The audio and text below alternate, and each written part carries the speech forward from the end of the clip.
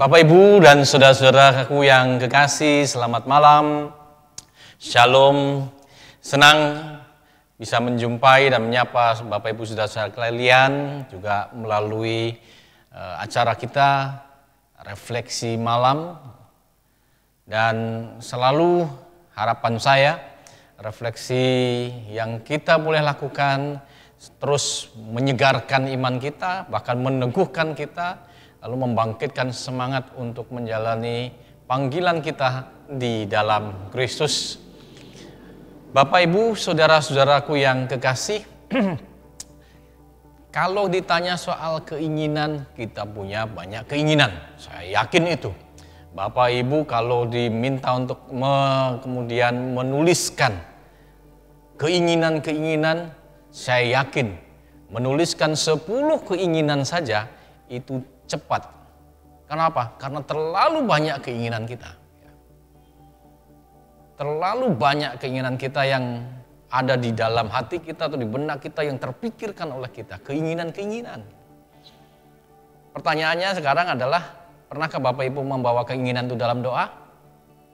Pernahkah Bapak Ibu membawa keinginan itu dimohonkan kepada Tuhan di dalam doa? Sebagai orang beriman, saya yakin sekali lagi saya yakin bahwa Bapak dan Ibu pasti sering membawa apa yang menjadi keinginan-keinginan itu, kerinduan-kerinduan itu juga di dalam doa. Keinginan-keinginan yang melampaui keinginan-keinginan yang lain, kita punya prioritas-prioritas yang kemudian kita bawa di dalam doa. Banyak, saya yakin banyak. Mungkin hari ini dengan hari kemarin doanya juga sudah lain karena apa? Keinginannya sudah tambah lagi. Karena terlalu banyak keinginan. Bapak Ibu saudara-saudara, pertanyaannya berikutnya adalah, ketika Bapak Ibu saudara-saudara sudah membawa semua yang menjadi keinginan tadi dalam doa, lalu pernahkah Bapak Ibu mengingat-ingat, merefleksikan, mengenang-enang lagi tentang apa sesuatu yang pernah Bapak Ibu saudara-saudara bawa dalam doa kemudian ternyata dikabulkan? Saya yakin Bapak Ibu juga pernah akan mengalami seperti itu. Mengalami bagaimana doa yang kemarin atau yang dulu pernah kita naikkan ternyata Tuhan kabulkan. Apa yang menjadi keinginan kita, kemudian Tuhan wujudkan dan berikan kepada kita. Saya yakin pasti banyak itu. Hanya di dalam banyaknya doa yang dikabulkan, banyaknya keinginan yang kemudian terwujud,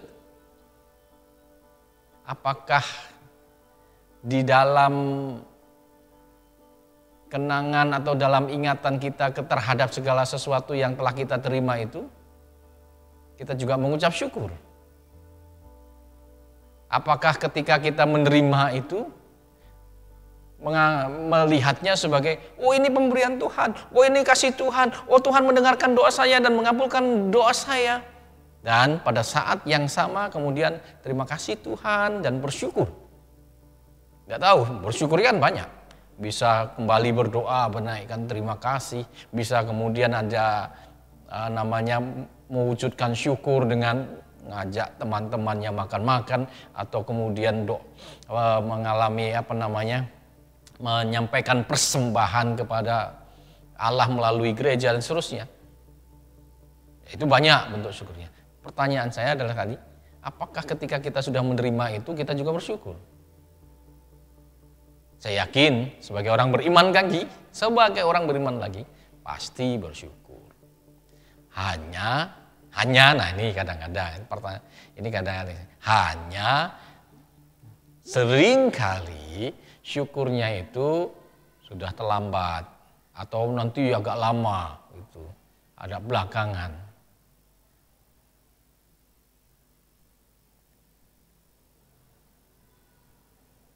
Mungkin itu sesuatu yang menjadi khasnya atau mungkin cirinya manusia atau kemana ya. Tapi yang banyak dilakukan begitu. Sekarang Tuhan kami akan berpergian minta kiranya Tuhan menolong kami, jaga perjalanan kami, hantar kami sampai tujuan dalam keadaan baik dan selamat. Kami mohon Tuhan, amin. Lalu berangkatlah. Sampai di tujuan, entah karena lelah, entah karena kegembiraan, bertemu dengan teman, sahabat, saudara, kemudian hanyut, tenggelam dalam semuanya itu. Akhirnya ingat-ingat besok, ingat-ingat esok hari. Oh iya ya, saya sudah minta doa untuk dibimbing, disertai Tuhan, kami sudah sampai di sini selamat. Iya ya, saya belum bersyukur. Lalu berdoa, Tuhan bersyukur atas berkat-Mu, pimpinan-Mu. Sekali lagi, sudah lewat hari. Bapak Ibu saudara-saudara, memang sepertinya manusia itu kalau lagi butuh menggebu-gebu gitu. Meminta, mendesak-desak seakan-akan harus segera diwujudkan, harus segera diberikan. Tetapi ketika diberikan ternyata ia justru lalai, abai, mungkin karena sekali lagi lupa tadi, tenggelam dalam euforianya, sehingga kemudian lupa bahwa apa yang kita terima, yang kita nikmati itu adalah pemberian anugerah dari Tuhan. Satu contoh di Lukas 17 ayat 11 sampai dengan 19. Mungkin lebih baik saya akan bacakan seluruhnya saja. Lukas 17 ayat 11 sampai dengan 19 demikian. Dalam perjalanannya ke Yerusalem, Yesus menyusur perbatasan Samaria dan Galilea. Ketika ia memasuki suatu desa, datanglah 10 orang kusta menemui dia. Mereka tinggal berdiri agak jauh dan berteriak, Yesus, Guru, kasihanilah kami. Lalu ia memandang mereka dan berkata, pergilah, perlihatkanlah dirimu kepada imam-imam. Dan sementara mereka di tengah jalan, mereka menjadi tahir. Seorang dari mereka ketika melihat bahwa ia telah sembuh, kembali sambil memuliakan Allah dengan suara nyaring. Lalu tersungkur di depan kaki Yesus dan mengucap syukur kepadanya. Orang itu adalah seorang Samaria. Lalu Yesus berkata, bukankah ke-10 orang tadi semuanya telah menjadi tahir? Di manakah yang 9 orang itu? Tidak adakah di antara mereka yang kembali untuk memuliakan Allah selain daripada orang asing ini? Lalu ia berkata kepada orang itu, berdirilah dan pergilah, imanmu telah menyelamatkan engkau. Begitulah firman Tuhan. Jadi ceritanya ada 10 orang nih sakit kusta. Ya, sakit kusta. Lalu mereka meminta kepada Tuhan Yesus supaya mereka disembuhkan. Lalu Tuhan Yesus perintahkan, pergilah kepada imam-imam. Pergilah kepada imam-imam itu artinya, pergilah kepada imam-imam untuk periksakan dirimu. Untuk mereka lihat bahwa dirimu itu sudah sembuh. Karena yang punya hak dan wewenang untuk menyatakan seseorang itu sembuh atau belum sembuh, ya para imam. Yang kemudian membuat upacara supaya mereka diterima lagi sebagai yang kudus, yaitu upacara pentahiran, ya juga para imam. Jadi ketika Tuhan Yesus perintahkan mereka pergilah kepada imam-imam, maka mereka pergi untuk memeriksakan diri, melihat keadaan mereka, mengeceklah bahasa sederhananya, sembuh atau belum. Lalu kalau sudah sembuh, berikutnya adalah diupacarai, upacara pentahiran, dan para imam juga yang melakukan itu. Nah, yang pergi itu 10. Yang sembuh itu 10. Hanya yang balik lagi kepada Tuhan Yesus hanya 1. Dan orang itu justru dikatakan situ orang asing. Dia adalah orang Samaria. Gitu. Orang yang dianggap tidak layak, dianggap rendahan. Gitu.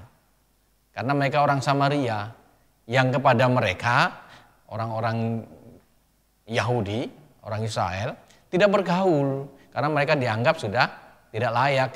Mereka sudah bukan lagi bagian dari bangsa Israel. Gitu.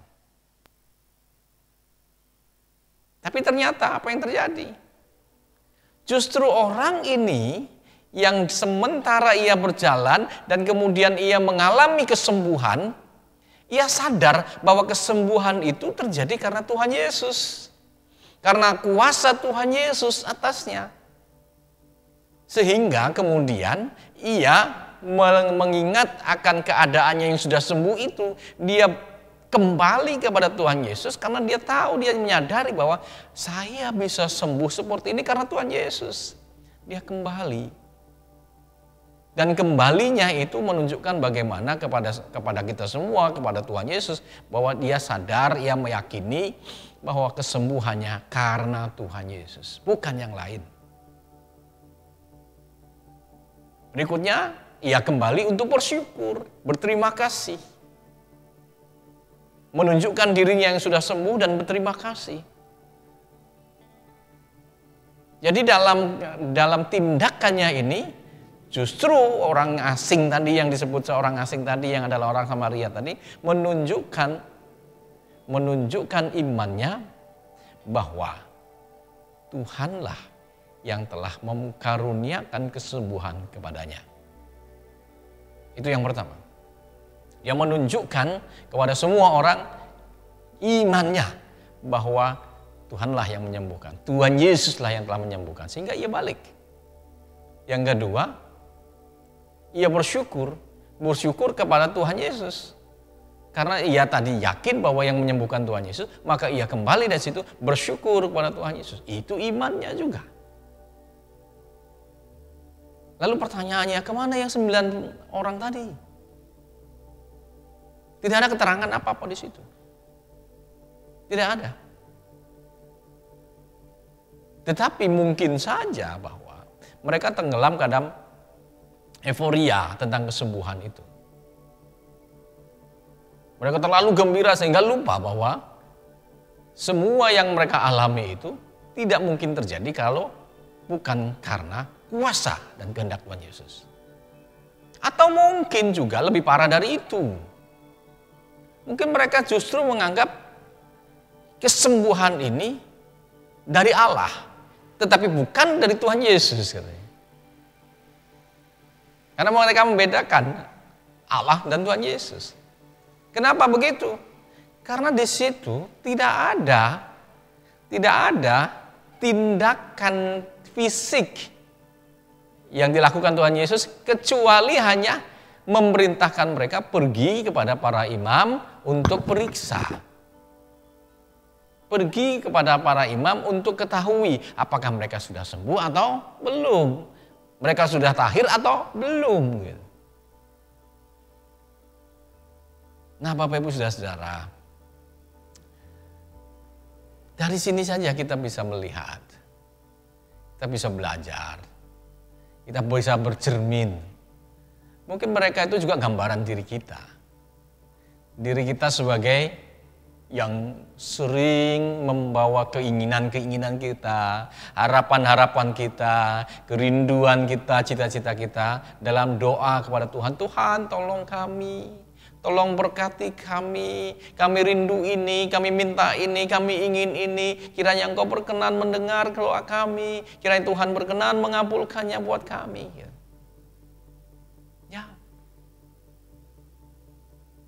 Mereka sama seperti kita meminta-minta kepada Tuhan. Kita meminta dan berharap belas kasihan. Kita meminta dan mengharap kasih karunia anugerah. Sama seperti mereka. Dan kita juga bercermin pada mereka. Kita jadi yang mana? Apakah kita seperti yang 9 orang itu ketika kemudian kita menerima semuanya lalu kita lupa bahwa ternyata sebenarnya itu adalah karunia Tuhan sesuai dengan doa dan permintaan kita pada Tuhan. Atau bahkan mungkin lebih sombong lagi. Bahwa apa yang kita terima ini tidak lepas dari ini loh hasil kerja keras saya, ini loh hasil dari usaha saya yang tekun, yang rajin, yang setia. Sehingga seakan-akan di dalamnya di situ justru tidak ada karunia Tuhan. Kecuali karena ketekunan, kerja keras, kesetiaan untuk mengusahakannya itu sendiri.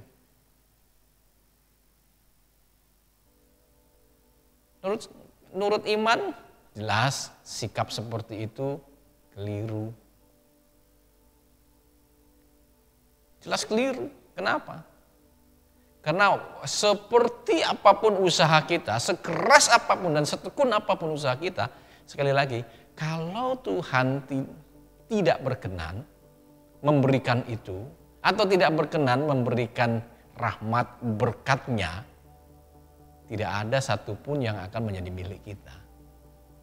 Jadi sekali lagi, semua yang kita dapat, yang kita peroleh, yang kita nikmati, juga melalui kerja keras dan upaya keras, itu adalah berkat Tuhan. Bukan semata-mata usaha sendiri. Nah, ketika itu terjadi, ketika itu nyatanya begitu, maka kelirulah kita ketika kemudian mengatakan, ya karena ini hasil kerja keras kita, ya cukuplah kita berbangga, bahkan membanggakan diri, ini usaha kita. Dan akhirnya apa?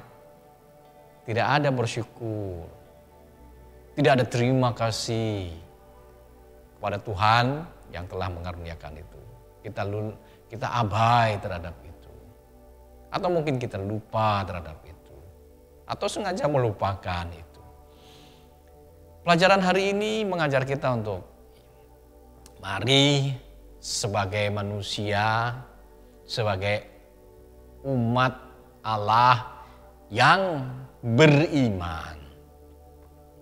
Apapun yang terjadi dalam hidup kita, tidak ada satupun yang terjadi di luar kuasa Tuhan. Tidak ada satupun yang terjadi di luar kendali Tuhan, kehendak Tuhan. Semua terjadi menurut maksud dan rencananya.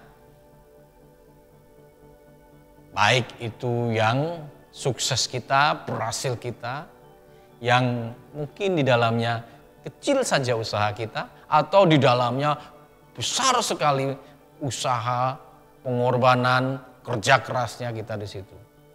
Semuanya adalah pemberian Tuhan. Dan itu perlu kita ingat supaya kita tidak menjadi sombong, kita tidak menjadi lupa diri, seakan-akan semuanya itu adalah hasil kerja sendiri. Tidak.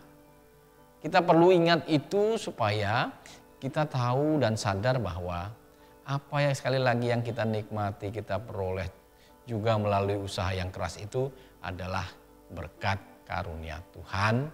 Dan karena itu mestinya sudah selayaknya kita setiap kali bersyukur. Bersyukur kepada Tuhan bahwa kita sudah menerimanya juga melalui kerja keras. Bersyukur kita sudah menikmatinya juga melalui usaha-usaha yang cukup panjang. Bersyukur. Dengan bersyukur kita mengakui bahwa semua adalah pemberian Tuhan. Dan dengan bersyukur Bapak Ibu Saudara-saudara, kita dijauhkan dari sikap sombong, angkuh. Bahwa semuanya terjadi karena kerja keras kita. Sombong dan angkuh ini seringkali menjadi sesuatu yang justru membuat kita lengah, lemah, dan akhirnya justru jatuh. Sebaliknya, pengakuan bahwa Allah lah yang memberikan, syukur membuat kita mestinya makin sadar bahwa kita ini bukan apa-apa, kita ini sungguh bergantung pada berkat dan karunia Tuhan. Kita ini ya selalu dan selalu menjadi anak-anak yang butuh untuk diberkati, dilimpahi rahmat, ditolong dalam banyak hal. Yang berikutnya, sekali lagi, dengan kita bersyukur, kita akan membuat diri kita makin melihat kehidupan ini sebagai sesuatu kehidupan yang bukan hanya menjadi milik kita sendiri. Dengan bersyukur, kita mengingat bahwa kita sudah menerima berkat Tuhan, kita telah menerima rahmat Tuhan, kasih Tuhan, pertolongan Tuhan, dan sebab itu mestinya juga mendorong kita untuk menjadi saluran berkat bagi sahabat-sahabat yang lain, saudara-saudara kita yang lain. Sehingga sekali lagi berkat itu bukan melulu untuk kita, tapi berkat itu mengalir kepada yang lain melalui tangan kita, melalui diri kita, dan akhirnya sampai kepada mereka, dan pada akhirnya juga mereka mengalir lagi kepada yang lain, dan seterusnya begitu. Sampai akhirnya berkat rahmat Tuhan bisa dinikmati oleh semua orang, bukan hanya kita. Demikianlah refleksi kita malam hari ini. Bagaimana kita diingatkan, jangan tenggelam dalam euforia karena kesuksesan kita, keberhasilan, karena hasil kerja keras kita. Jangan juga kemudian menganggap bahwa apa yang telah kita dapat itu melulu adalah hasil usaha kita.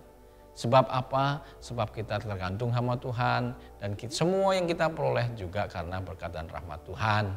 Karena dengan kesombongan begitu justru kita akan merendahkan yang lainnya, merendahkan Tuhan, merendahkan yang lain, seakan-akan mereka adalah orang-orang yang kurang usaha, kurang keras usahanya, sehingga yang berhasil adalah saudara karena saudara sudah sangat keras mengusahakannya dan yang lain tidak. Atau Andalah yang paling pintar, Andalah yang paling hebat karena nyatanya Anda yang berhasil sedang orang lain tidak. Sebab mereka tidak sepintar Anda, tidak secerdas Anda, tidak seterampil Anda.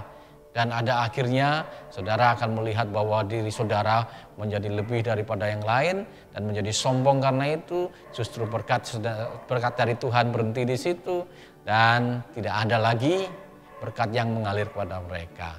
Maka dengan demikian belajar dari firman ini, belajar untuk memahami bahwa kita butuh Tuhan, kita diberi berkat Tuhan, membuat kita makin rendah hati. Dan dengan demikian kita semakin didorong untuk sekali lagi menjadi pelayan-pelayan Tuhan yang meneruskan berkat Tuhan kepada yang lain.